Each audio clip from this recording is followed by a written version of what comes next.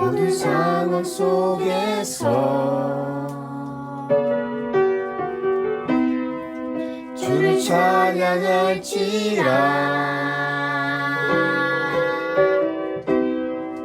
주는 너의 큰 상급,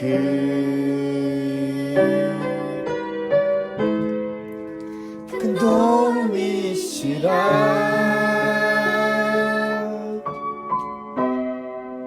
주의 얼굴 구할 때 주의 영을 부으사 크신 사랑 안에서 주를 보게 하소서.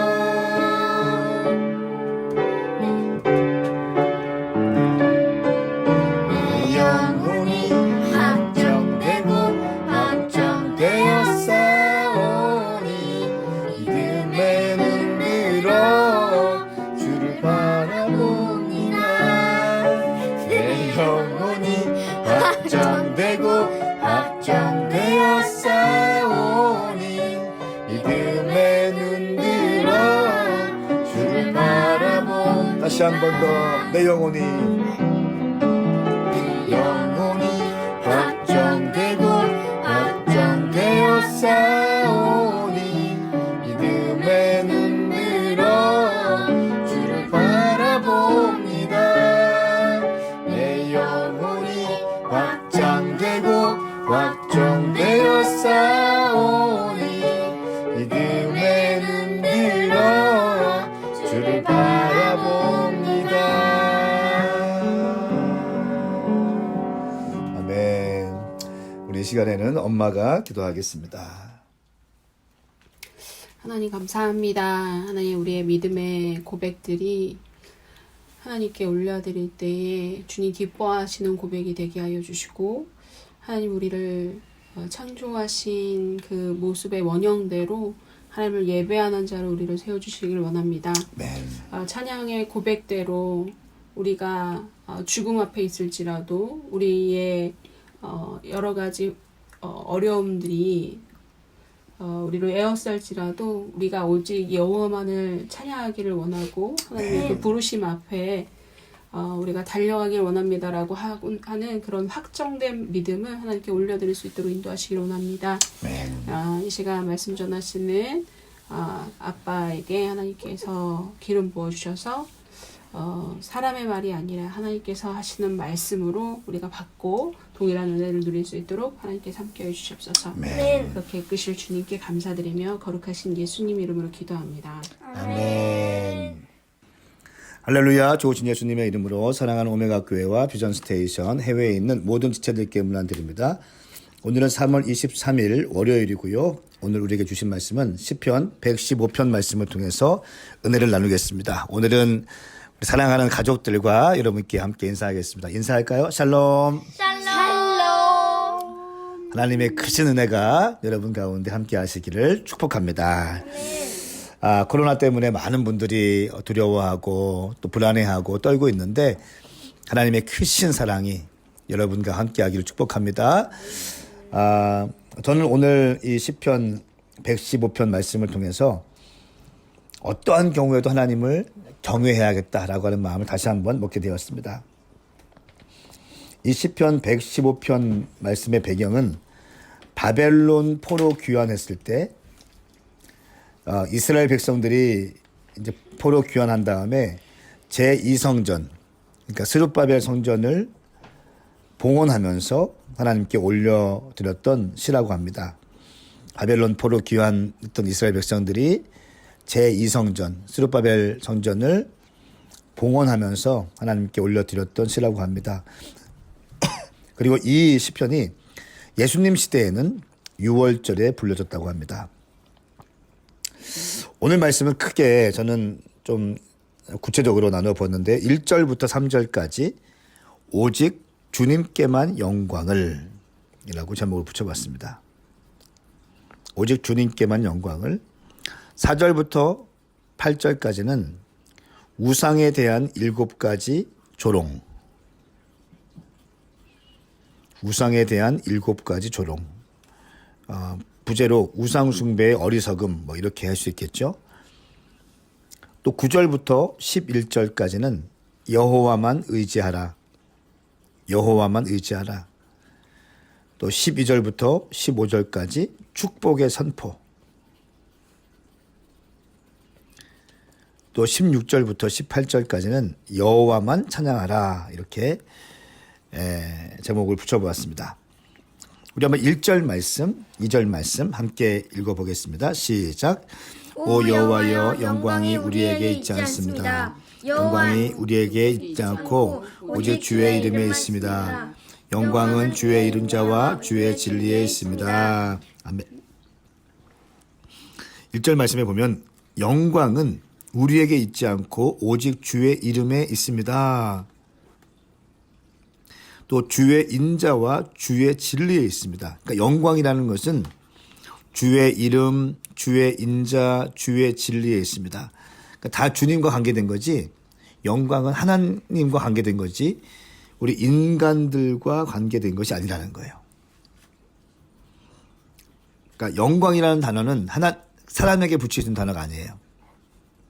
그러니까 정말 모든 영광을 주님께 올려드린다, 이 말처럼 모든 영광, 조금도 하나님과 인간이 나뉘어서 가질 수 없는 것입니다. 하나님께 모두 다 올려드려야 될 것이 바로 영광이라는 것입니다. 천주교에서 교황이 모든 영광을 차지하는 것처럼 보여질 때가 있죠. 또 요즘 신천지나 또 이만이나 또 그 모든 이단의 교주들이 하나님의 영광을 다 가로챕니다. 이런 모습들, 영광은 사람에 대한 것이 아니라 하나님께 대한 것이다. 또 근데 2절 말씀 보니까 왜 이방 민족들이 그들의 하나님이 어디 있느냐라고 말하게 되었습니까? 이렇게 얘기합니다. 이방인들에게 신앙적으로 조롱당하고 있는 모습을 봅니다. 그들의 하나님이 어디 있느냐라고 하면서 하나님을 조롱하고 그들의 신앙을 조롱합니다. 여러분, 지금 코로나 사태 때문에 가장 우리가 느끼는 게 뭘까요? 교회가 조롱당하고 있어요. 하나님께 예배 드리는 것도 마음대로 예배 드리지 못하는 그런 상황이 되었습니다. 여러분, 불과 한국 가운데 경제가 발전하고 성장할 때 한국의 주도적인 역할을 했던 것은 교회입니다. 어려운 일이 있으면 교회가 사회에 헌금을 드리고 사람들을 보내고 해서 가난한 사람들을 돕고 구제하고 했던 것이 한국 교회예요. 지금도 마찬가지예요. 제가 알고 있는 고아원, 양로원, 사회복지기관 단체들, 교회 가는데 참 많습니다. 이번 코로나 때문에 많은 교회들이 어려움 당하고 있는데 뉴스에서는 마치 교회가 예배를 강행했다고 그렇게 얘기합니다. 여러분, 예배는 강행하는 것이 아니라 우리가 늘 해왔던 겁니다. 늘 해왔던 거를 그냥 하는 겁니다. 그 도시를 다니면서 마을을 다니면서 방역에 힘쓰고 했던 것들은 전혀 언론에서 나가지 않습니다. 마치 오늘날 하나님의 이름이 조롱받고 있고 우리의 신앙이 조롱당하고 있는 것처럼 느껴질 때가 있습니다. 살아가는 여러분, 마지막 때가 되면 이런 일들이 빈번하게 있을 것입니다. 그러나 우리는 마음을 견고히 하고 굳게 해서 어떠한 일이 있다 할지라도 하나님을 예배하고 1절 말씀처럼 하나님께 모든 영광을 올려드리는 일에 집중하시길 바랍니다. 사람이 아닙니다. 하나님이에요. 사람의 정치적인 성향이 아니라 진보와 보수가 아니라 하나님이십니다. 우리는 하나님을 믿는 자들입니다. 정치인을 믿는 자들이 아니죠. 하나님을 믿는 자들입니다. 하나님께 가장 합당한 영광을 올려드리기 위해서 예배하고 또 기도하고 때로는 금식하고 절기를 지키는 것이죠. 저는 우리 오메가 교회 가운데 이 어려운 시간들을 하나님께 영광을 올려드림으로 보낼 수 있기를 예수님의 이름으로 축복합니다. 4절부터 8절까지 말씀 함께 읽습니다. 시작. 그러나 그들의 우상은 은과 금이요 사람의 손으로 만든 것입니다. 그것들은 입이 있어도 말하지 못하며 눈이 있어도 보지 못하며 귀가 있어도 듣지 못하고 코가 있어도 냄새 맡지 못하며 손이 있어도 잡지 못하고 발이 있어도 걷지 못하며 그 목구멍으로 소리조차 내지 못합니다. 우상을 만드는 사람들은 우상처럼 될 것이요 우상을 의지하는 사람들도 그렇게 될 것입니다. 아멘. 4절부터 8절까지는요. 우상 숭배하는 자의 어리석음에 대해서 기록하고 있습니다. 그러면서 7가지 우상에 대한 7가지 조롱하고 있습니다. 우상을 입, 눈, 귀, 코, 손, 발, 목구멍 순서에 따라서 우상을 묘사하고 있어요. 보세요. 입에 대해 입, 그리고 눈, 귀, 코, 손, 발, 목구멍 이 순서에 따라서 우상을 묘사하는데 사람의 모습을 하고 있지만 전혀 기능을 하지 못하고 있다고 얘기해요. 그러니까 못한다. 이것이 7번 나와요.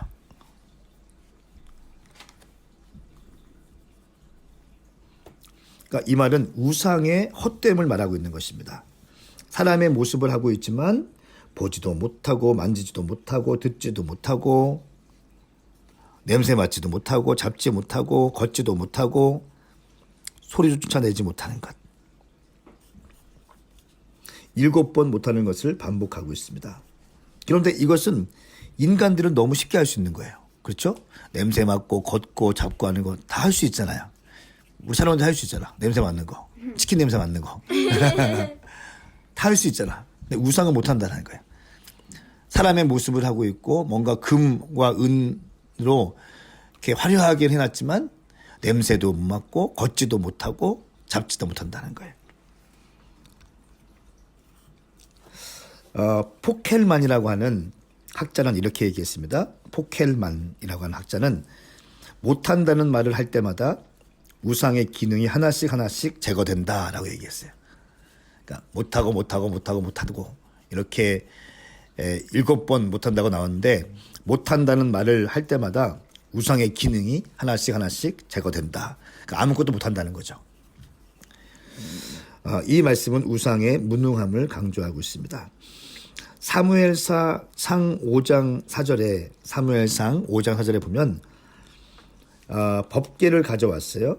법궤를 가져왔는데 다곤 신 앞에 법궤를 둡니다. 그리고 다음 날 아침에 일어나 보니까 다곤 신상의 머리와 손과 발이 끊어지고 몸뚱아리가 법궤 앞에 누워져 있었습니다. 그러니까 다곤 신상 우상 숭배가 하나님의 영광을 상징하는 법궤를 만나니까 어떻게 됐다고요? 손과 발과 목이 다 끊어진 상태로 법궤 앞에 누워 있는 것입니다.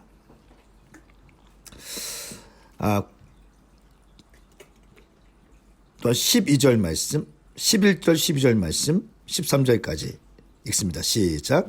너희 여호와를 경외하는 사람들아 여호와를 의지하라. 그분이 너희의 도움이시요 방패시다. 여호와께서 우리를 마음에 두고 계시니 그분이 우리에게 복 주시리라. 그분이 이스라엘 집에 복을 주시고 아론의 집에 복을 주시리라. 작은 사람이나 큰 사람이나 여호와를 경외하는 사람들에게 복을 주시리라. 아멘. 우상의 무능함에 대해서 이야기를 하고 그 다음에는 왜 여호와를 경외해야 되는지 이야기하고 있습니다. 하나님을 의지하라. 우상을 의지하는 것이 아니라 하나님을 의지해야 되는 이유를 이야기하고 있습니다. 또 너희 여호와를 경외하는 사람들아 여호와를 의지하라. 그분이 너희의 도움이시다. 왜냐하면 여호와께서는 12절 말씀에 우리를 마음에 두고 계시니 말씀하고 있습니다. 그분이 우리에게 복 주시리라. 그분이 이스라엘에게 집에 복 주시리라. 아론의 집에 복을 주시리라. 왜요? 여호와께서 우리를 마음에 두고 계시기 때문에. 여호와께서 우리 시온이를 마음에 두고 계시기 때문에 하나님을 의지하라고 말씀합니다. 나는 13절 말씀이 참 큰 은혜가 있었습니다. 13절 말씀, 작은 사람이나 큰 사람이나 여호와를 경외하는 사람들에게 복을 주시리라. 얼마나 크든지 얼마나 능력이 있든지 돈이 많든지 관계없이 또 내가 가난하고 돈이 없고 좀 공부를 못하고 그래도 여호와를 의지하고 여호와를 경외하는 사람들은 복을 준다는 거예요. 할렐루야. 여호와를 경외한다는 것은요. 다시 한번 말씀드리면 세 가지 의미가 있어요. 첫 번째는 하나님을 두려워하는 거예요. 하나님을 두려워하는 것. 두 번째는 하나님을 사랑하는 것. 세 번째는 하나님을 가까이 하는 거. 가까이 하고 순종하는 것. 하나님을 두려워하고 하나님을 사랑하고 하나님을 가까이 하고 순종하는 것. 이것이 여호와를 경외한다는 표현입니다. 큰 사람이나 작은 사람이나 관계없이 여호와를 경외하는 사람에게 복을 주신다는 것입니다. 저는 선포하고 축복합니다. 우리 지금 이 음성을 듣고 있는 모든 분들 가운데 여호와를 경외하시기를 예수님의 이름으로 축복합니다. 아멘 합시다. 아멘. 여호와를 경외하는 자에게 하나님이 복을 주시는 것입니다. 자, 14절 말씀을 보면 여호와께서 너희와 너희 자손을 모두 번성케 하시리라 말씀하셨어요. 번성케 하시리라. 이스라엘 공동체는요, 전쟁과 기근, 포로 생활 때문에 인구가 많이 감소했습니다. 그래서 이제 다시 한번 번성할 수 있도록 축복하신다는 메시지입니다. 또 16절부터 18절까지 말씀 함께 읽겠습니다. 시작. 하늘은 저 온 하늘은 여호와의 것이나 그분께서는 땅을 사람들의 손짓에게 주셨다. 죽은 사람이 여호와를 찬양하는 것이며 침묵으로 내려가는 사람들은 여호와를 찬양하지 못하지만 우리는 여호와를 찬양할 찬양할 것이니 것이니 지금부터 영원히 찬양하리라. 여호와를 찬양하라. 아멘. 죽은 사람이 여호와를 찬양하는 것이 아니고 침묵으로 내려가는 사람이 여호와를 찬양하는 것이 찬양하지 못하지만 우리는 여호와를 찬양하라 말씀하고 있습니다. 그러면서 16절 말씀에 하늘은 저 온 하늘은 여호와의 것이다 말씀하고 있습니다. 하늘은 히브리어로 쉐마임입니다. 쉐마임.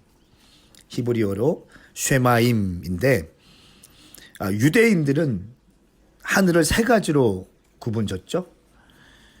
첫 번째는 스카이죠. 하늘. 우리가 눈에 보이는 하늘. 첫 번째 하늘이에요. 두 번째는 코스모스예요. 이거는 우주라고 할 수 있어요. 적어 놓으세요. 첫 번째는 눈에 보이는 스카이. 두 번째는 우주. 눈에는 보이지 않지만 코스모스라는 우주가 있어요. 세 번째는 뭐가 있을까요? 하나님이 계시는 헤븐이 있어요. 하나님이 계시는 곳이에요. 천국이에요. 하나님의 보좌가 있는 곳. 여기에는 마귀나 이런 존재들은 올 수 없는 곳. 공중 권세 잡은 자들, 마귀라고 하죠. 그 마귀가 둘째 하늘에 있으면서 머물고 있으면서 이 땅에 내려와서 두루 삼킬 자를 찾으면서 우리에게 시험을 주고 낙심을 주고 절망을 주고 또 질병을 주고 우상숭배의 영을 주고 하는 거예요. 미움을 주고 자살하게 하고. 그리고 다시 공중 권세 잡은 자들이 두 번째 하늘에 올라가서 있다가 다시 내려오는 거예요. 또 두루두루 삼킬 자를 찾는 겁니다. 이 땅을 다 다니면서.